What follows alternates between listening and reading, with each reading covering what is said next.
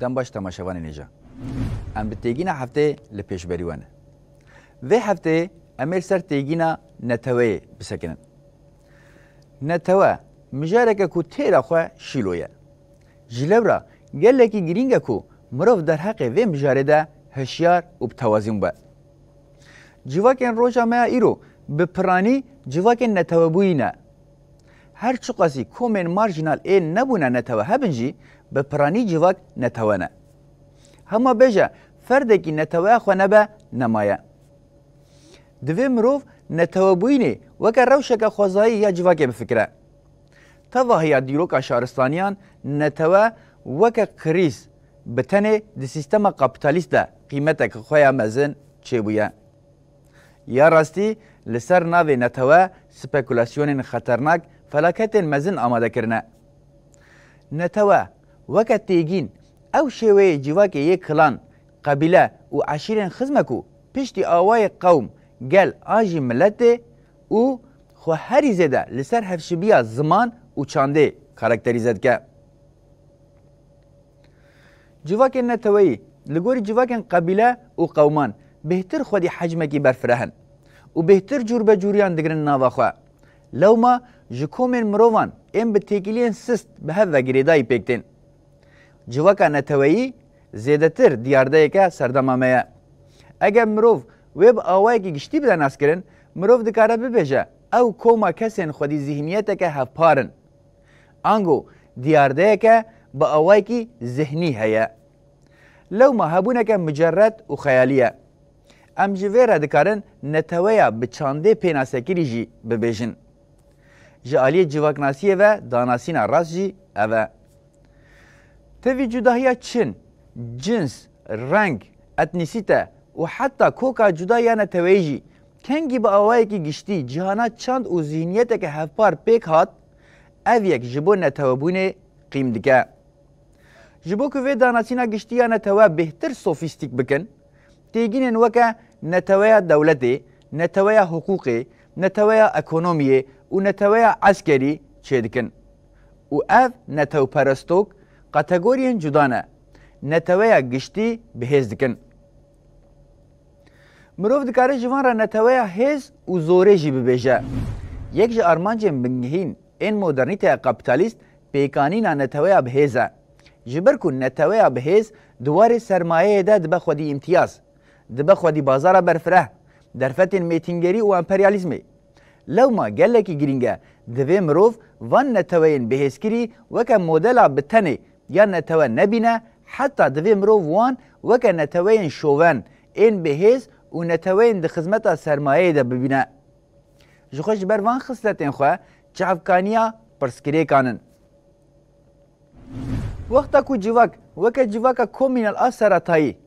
دولت جواک و جواک دموکراتیک دناوا خود تیدا بشکرن اف به پرسکری کن ریوبری و چینی بونه را تکیل داره دابش بونه ده چارچوه راستیا نتوه ده زیده تر به بویرین سیاسی، حقوقی، چاندی و زمان دیارده به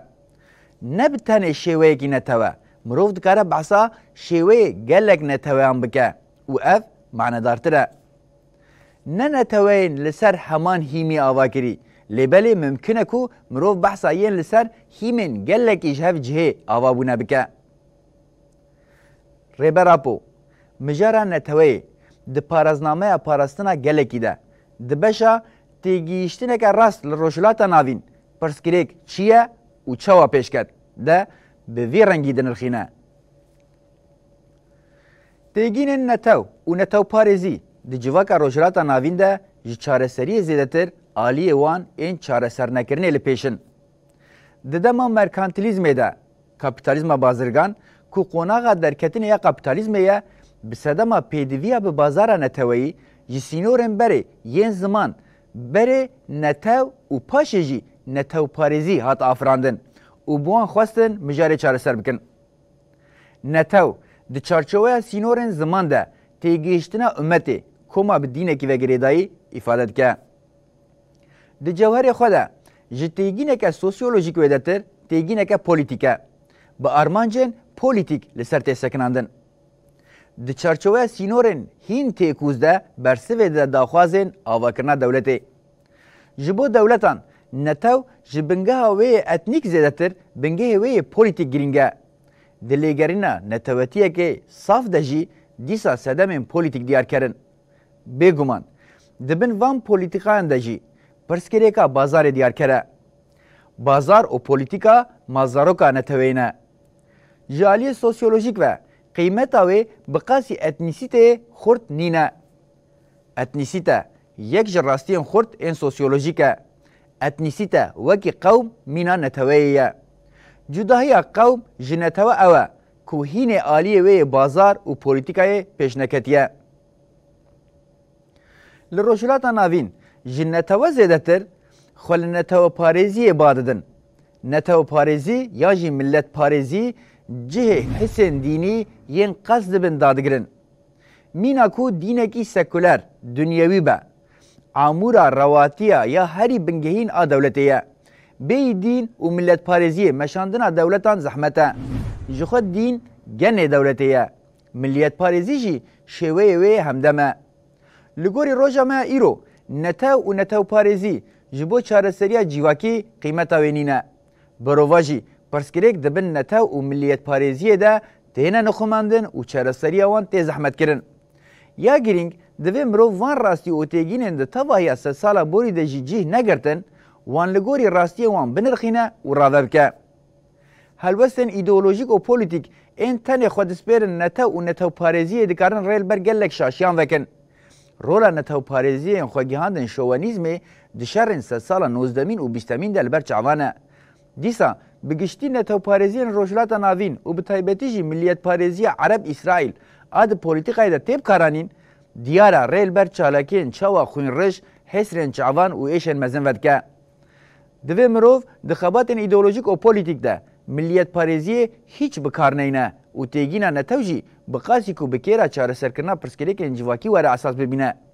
Naxwe mîna li Ewropayê wê li rojhilata navî jî ji kûrkirina kaosê pê ve rê li ber tu encamê veneke. Modela netewe ya ji neteweya çandê bê avakirin, lê zordestî û mêtînkariyê bi gem bike û nexwaze, modela neteweya demokratîk e. Neteweya demokratîk, neteweya herî zêde nêzî wekevî û azadiyê ye. Li gorî vê pênaseyê ji bo civakên lêgerîna wan a azadî û wekevî heye,